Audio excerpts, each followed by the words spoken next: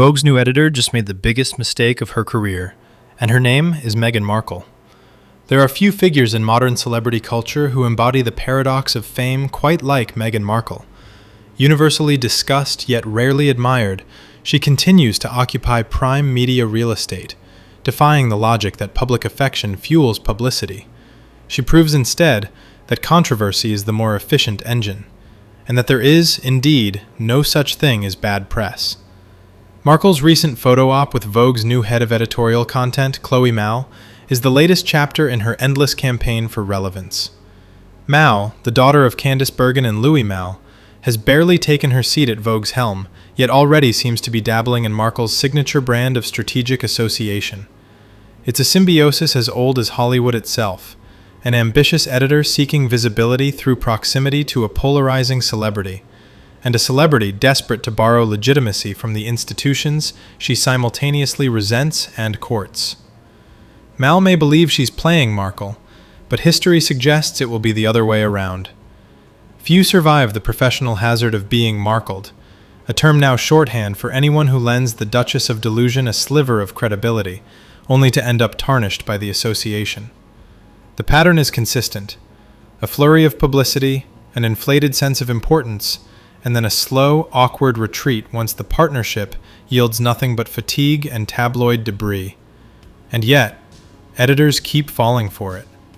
Vogue, once the bastion of taste, texture, and the myth of aspirational elegance, now trades in the currency of clicks. Gone are the days when models with bone structure and mystique graced the covers. Now, notoriety does the job. The magazine's descent began long before Markle's arrival, of course. Somewhere around the moment Kim Kardashian became Vogue's high priestess of high fashion. Since then, the publication has been playing limbo with itself, seeing just how low it can go.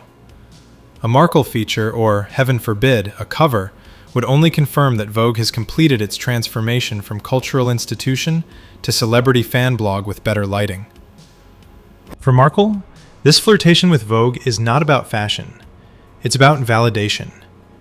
Having exhausted the royal narrative and the faux humanitarian tour circuit, she's pivoting yet again, this time toward fashion icon status. Her Paris visit and her conspicuously recycled striped shirt, because nothing says humility like performing frugality, were clearly curated for effect. The photo looks suspiciously staged, as if the two women were pasted together by an intern with rudimentary Photoshop skills. The eyes don't meet, the body language is forced, and yet the symbolism is clear. Markle wants Vogue, and by extension the Met Gala, to anoint her as one of their own. It's a bold strategy, considering the ghosts of Vogue past. Anna Wintour, who remains the icy godmother of global fashion despite a ceremonial shift to an overarching role, has long been cool toward Markle. Wintour understands the importance of maintaining mystique, something Markle annihilated long ago with her televised grievances and self-authored sainthood. But Mal is American, untethered from monarchy or decorum, and perhaps naive enough to believe that proximity to Markle equals relevance. If so, she should study the wreckage left behind by Markle's previous alliances. Collaborations with lifestyle brands, podcasts, or designers tend to follow the same trajectory: a burst of noise, a vacuum of substance, and a quiet burial under creative differences. Markle's supporters will insist that this time is different, that this time she's rebranding, that this time she's serious. But it always ends the same way.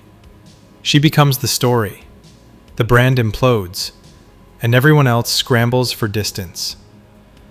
Meanwhile, the rest of the fashion world continues its descent into absurdity. The Met Gala has devolved into a costume party for narcissists. Fashion weeks are populated by influencers who can't pronounce the designers they're wearing.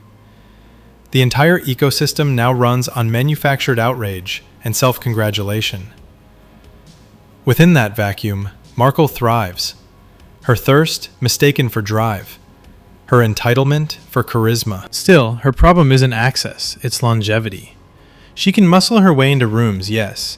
She can coax, corner, or charm her way into a lunch with a Vogue editor, but she can't sustain relationships, nor convert visibility into actual influence. For all her alleged global recognition, her social following lags behind peers with half her exposure and none of her baggage. Her Netflix projects fizzle, her archetype interviews dissolve into platitudes, and her brand, if one can call it that, exists entirely in the abstract. Even so, one must admire her persistence. She's an Olympic-level networker, capable of convincing strangers she's a star even as the lights dim.